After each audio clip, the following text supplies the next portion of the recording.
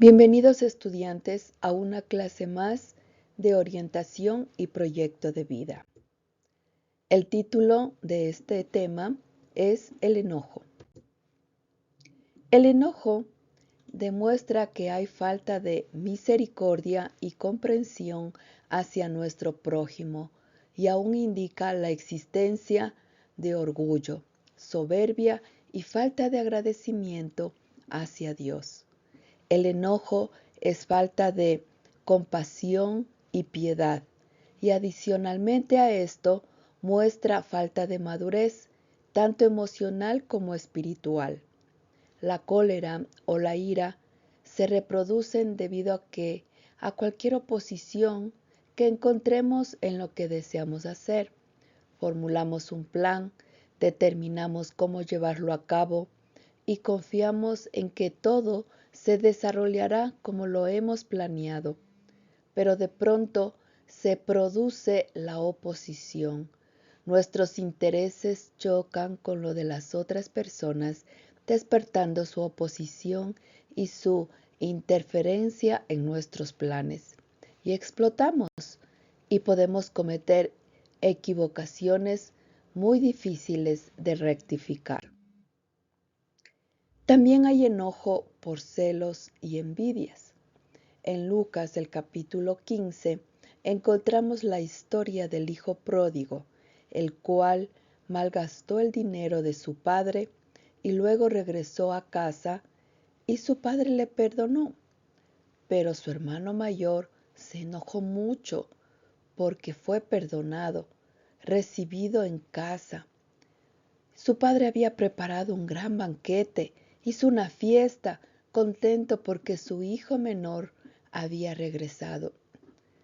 Pero su hermano mayor no lo tomó de la mejor manera. Sintió enojo y creía que eso era injusto. Pero vemos que, así como nuestro Padre Celestial, Él perdona cada uno de nuestros pecados, sea cual fuere el pecado que hayamos cometido. Asimismo, Él quiere que nosotros también perdonemos a nuestro prójimo, a nuestro ser querido, sí, que nos ha ofendido.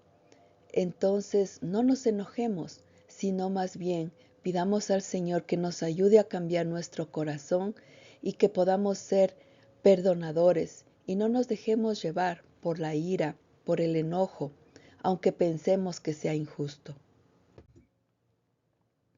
En Segunda de Reyes, el capítulo 5, tenemos otro ejemplo y dice: Entonces Eliseo, el profeta, le envió un mensajero a Naamán, capitán del ejército de Siria, el cual estaba leproso, diciendo: Ve y lávate 7 veces en el Jordán, y tu carne se te restaurará y serás limpio.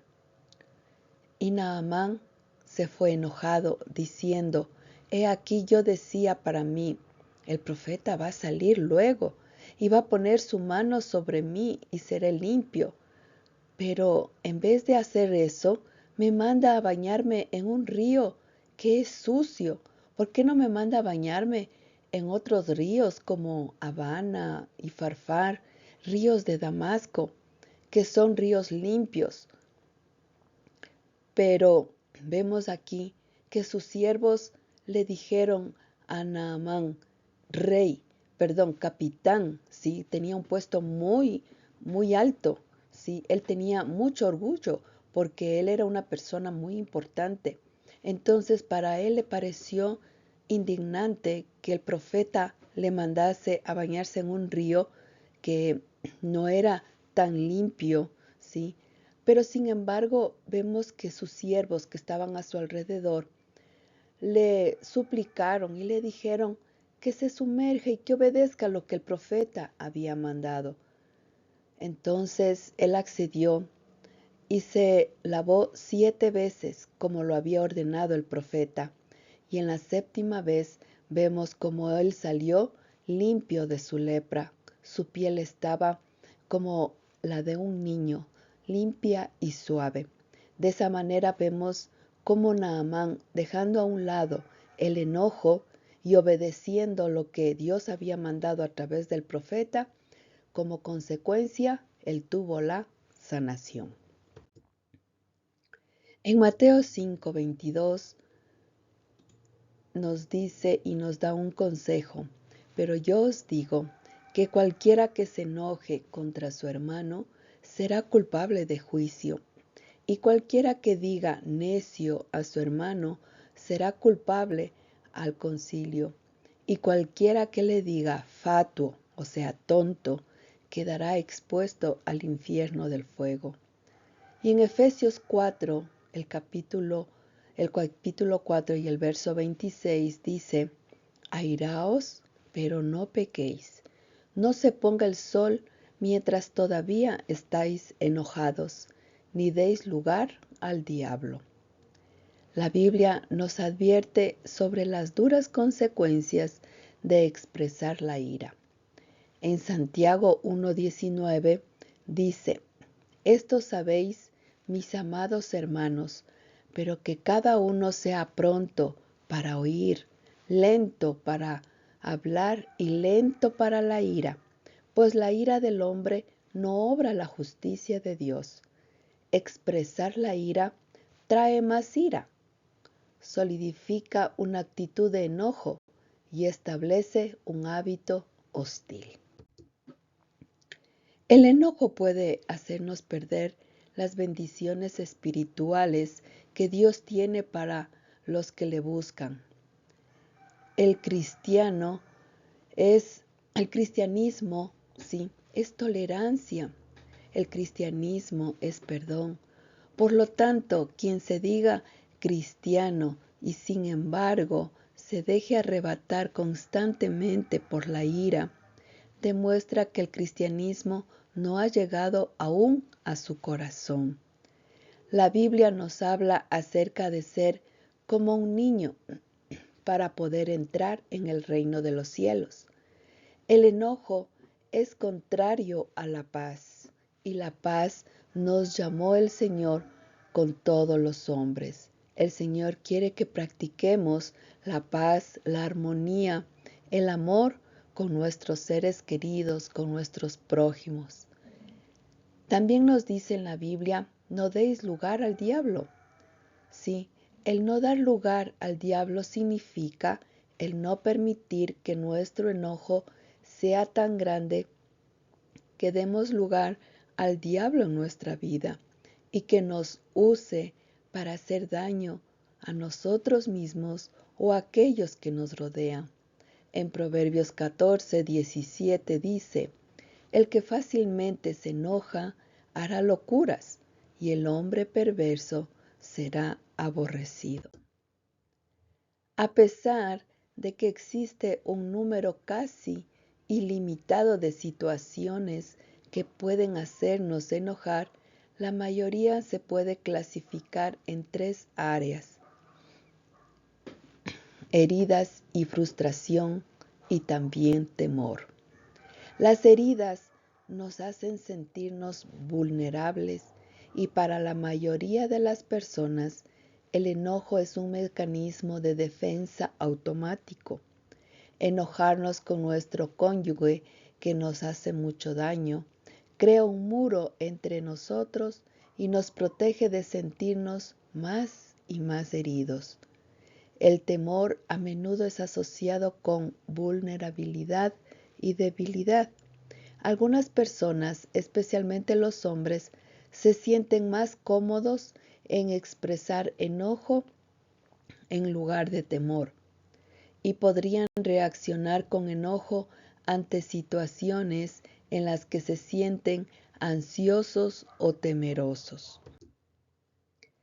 El único que tiene razón justa para enojarse es Dios, porque su enojo es un enojo justo, es un enojo santo. Pero el enojo del hombre es mayormente dañino. Dios estuvo enojado con el pueblo de Israel a causa de su deslealtad y su desobediencia, pero aún así Dios es lento para el enojo y grande en misericordia. En Salmos 10:38 nos dice: Dios es misericordioso, lento para la ira y grande en misericordia. No contenderá para siempre, ni para siempre guardará el enojo. ¿Cómo expresar el enojo de forma amorosa? Es importante examinar nuestros sentimientos para ver si estamos sintiendo dolor, disgusto o ira. En caso de ser ira, debemos estar conscientes de nuestro enojo. Cuando nos enojamos, el poder de ese sentimiento puede obstruir nuestra habilidad para pensar claramente. Recordemos, ¿cuándo fue la última vez que nos enojamos? ¿Qué tan claro pensaba? ¿Qué tan a menudo estábamos conscientes de nuestro enojo? No actuar hasta después de haber examinado bien la situación. Esto es importante, alumnos. Sí, no nos precipitemos, no tomemos decisiones cuando realmente nosotros nos encontramos enojados, con malestar o resentidos, porque puede tomar decisiones que no le va a llevar a una situación favorable. Antes, más bien, debemos actuar y ejercer autocontrol, como nos instruye el libro de Proverbios 29:11. El necio desfoga toda su pasión, el sensato acaba por aplacarla. Seamos sensatos, ¿sí? Seamos sabios. Dice también, si no estamos seguros, debemos respirar profundamente y tomar un momento para pensar sobre la situación que está pasando. El desahogo físico es bueno para esto. Si la ira nos tiene acalorado, debemos salir a correr, pasar un par de horas en una actividad sana. Haciendo esto, nos va a ayudar muchísimo a tranquilizarnos y a tomar las mejores decisiones. Preguntarnos si nuestra ira está justificada, ya que a veces nuestra recepción podría ser errónea o quizás nos hemos ofendido por cualquier cosa debido a la ira vieja que hemos acumulado o a que nos sentimos de algún modo inferiores y por eso reaccionamos con ira. Aceptemos las responsabilidades.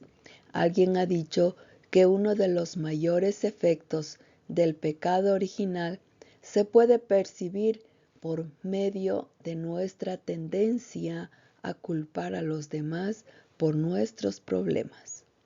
Cuando Dios confrontó a Eva en el jardín y le preguntó qué había ocurrido, ella culpó a la serpiente. Cuando Dios confrontó a Adán, Adán primero culpó a Eva y luego, al final, culpó a Dios. Vemos que después del pecado, sí, el hombre trata de justificarse, de excusarse y de no saber aprender a admitir sus errores. Orar para que Dios nos ayude a ver claro y a saber lidiar con nuestros sentimientos de una manera justa y constructiva.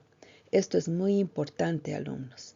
Antes, sin de continuar con ese malestar y ese enojo, oremos al Señor, pidamos que Él nos dé sabiduría y nos ayude a aclarar nuestros sentimientos. Confrontar a la persona que provocó nuestra ira en privado. Sí, esto es importante, ¿no? Hablar con esa persona que tal vez causó malestar en nuestro ser y hacerlo con amor y no con hostilidad ni atacándole. En Mateo 18:15 nos dice y nos proporciona una buena guía.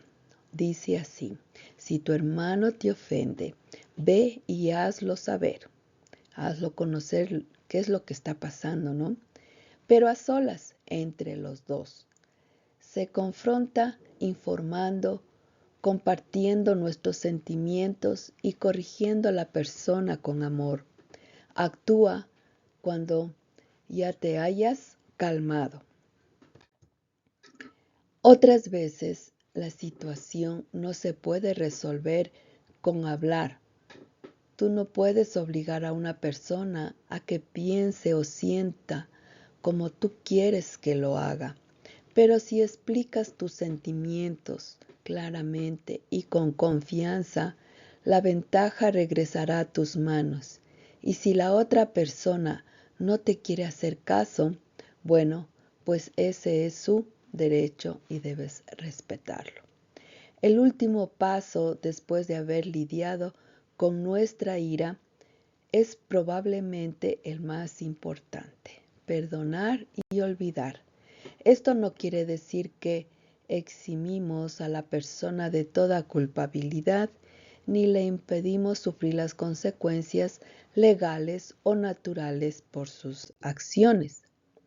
Con frecuencia, los adultos no piensan conscientemente en su propio manejo del enojo hasta que observan la respuesta de sus hijos al enojarse. Muchas veces los hijos reflejan como un espejo lo que han aprendido de sus padres. De hecho, ese padre o madre está esperando del niño un nivel de madurez que él mismo no ha alcanzado. Como me dijo una vez un joven, mis padres me gritan todo el tiempo diciéndome que no les grite a ellos. A medida que los padres vayan aprendiendo a escuchar mejor, sus hijos irán sintiendo que son más comprendidos. Si escucha y hace preguntas tranquilamente, con el tiempo su hijo o su hija aprenderá a procesar realmente su enojo en un tono de diálogo y conversación. Y las competencias de gritos serán cosa del pasado. Debe concentrarse en la razón por la cual su hijo está enojado, no en la manera como lo está expresando.